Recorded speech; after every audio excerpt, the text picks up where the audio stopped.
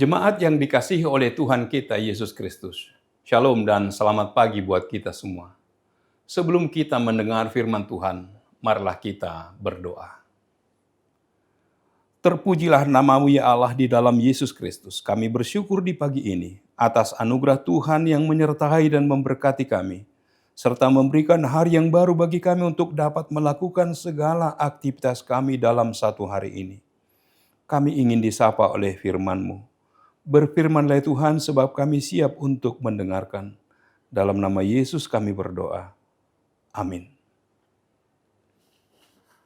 Firman kehidupan di pagi hari ini tertulis dalam Kisah Para Rasul 5 ayat 29. Tetapi Petrus dan rasul-rasul itu menjawab katanya, kita harus lebih taat kepada Allah daripada kepada manusia. Demikian firman Tuhan.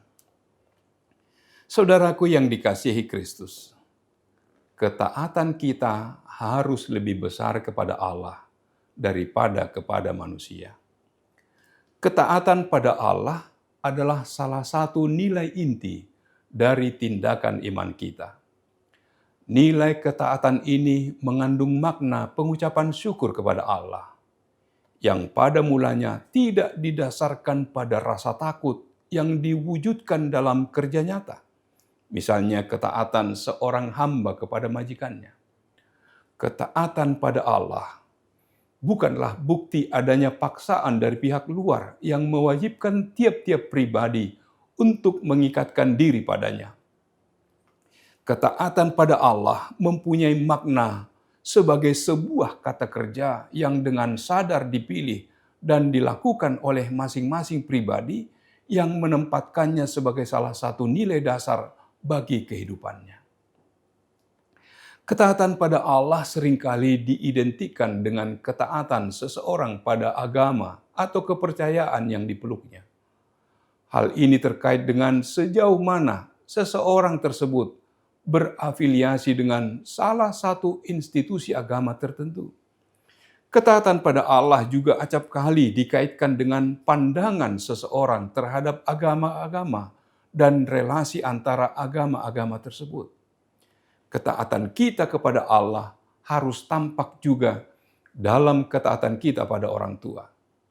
Ketaatan kita kepada orang tua seharusnya dilandasi oleh ketaatan kita kepada Allah.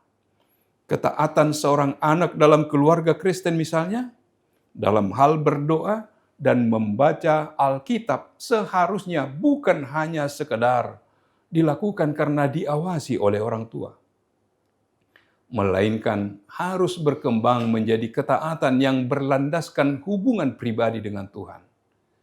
Ketaatan kepada Allah yang hanya disebabkan oleh dukungan lingkungan akan sulit dipertahankan saat menghadapi tantangan.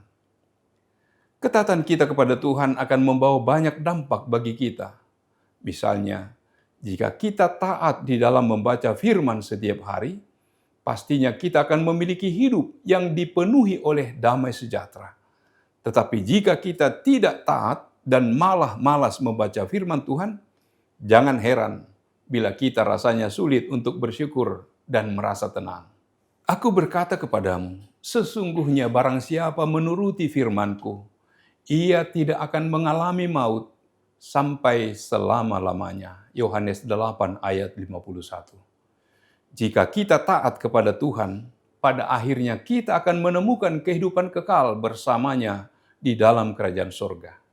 Namun, jika kita tidak taat kepada Tuhan, pada akhirnya kita akan menemukan kebinasaan di dalam perapian kekal. Ketaatan kita kepada Tuhan sangat menentukan masa depan kita. Ketaatan bukanlah soal mencoba, melainkan soal percaya. Karena itu, taatlah kepada Tuhan sebagai bukti kita percaya kepadanya. Bila kita percaya kepada Tuhan, Dia akan menguatkan dan meneguhkan ketaatan serta kesetiaan kita kepadanya. Kita akan berani mengambil sikap lebih taat dan lebih mengasihi Tuhan daripada apa dan siapapun. Biarlah Roh Kudus yang senantiasa memberi hikmat dan menguatkan kita, karena hanya tuntunannya yang memampukan kita untuk berani bersaksi meskipun kita harus menghadapi berbagai tantangan, kesulitan, dan hambatan. Firman ini mengingatkan kita, tetapi Petrus dan rasul-rasul itu menjawab katanya, kita harus lebih taat kepada Allah daripada kepada manusia. Tuduhan yang disampaikan kepada mereka tidak membuat Petrus dan Yohanes takut saat mereka dihadapkan kepada mahkamah agama. Mereka mengungkapkan imannya dengan mengatakan, kita harus lebih taat kepada Allah daripada kepada manusia. Sebab tugas yang mereka emban berasal dari Tuhan, dan Tuhan memberikan kepada mereka Roh Kudus untuk memberitakan Injil Yesus Kristus. Oleh karena itu, Petrus dan Yohanes mempertanggungjawabkan tugasnya hanya kepada Allah, bukan kepada manusia. Petrus telah menunjukkan keberanian bahwa dalam dirinya tidak ada rasa takut sedikit pun terhadap kuasa manusia. Para rasul telah mengambil pilihan untuk lebih taat kepada Allah daripada kepada manusia. Amin. Marilah kita berdoa. Bapa di surga, terima kasih Tuhan.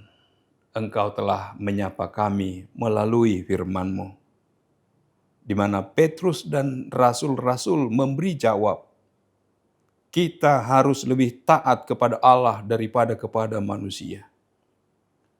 Biarlah dalam menjalankan tugas dan tanggung jawab kami memperhadapkannya kepada Allah dan bertanggung jawab kepada Allah yang telah memberi kami tugas dan tanggung jawab. Tuhan yang menolong kami dalam segala aktivitas kami, dalam segala sesuatu yang kami lakukan. Biarlah Tuhan yang senantiasa menuntun kami melalui Roh Kudus, sehingga kami dapat melakukan tugas dan pekerjaan kami di dalam takut akan Tuhan. Terpujilah nama-Mu. Dalam nama Yesus kami berdoa dan bersyukur. Amin. Anugerah dari Tuhan kita Yesus Kristus, kasih setia dari Allah Bapa, serta persekutuan dengan Roh Kudus, kiranya menyertai kamu sekalian. Amin.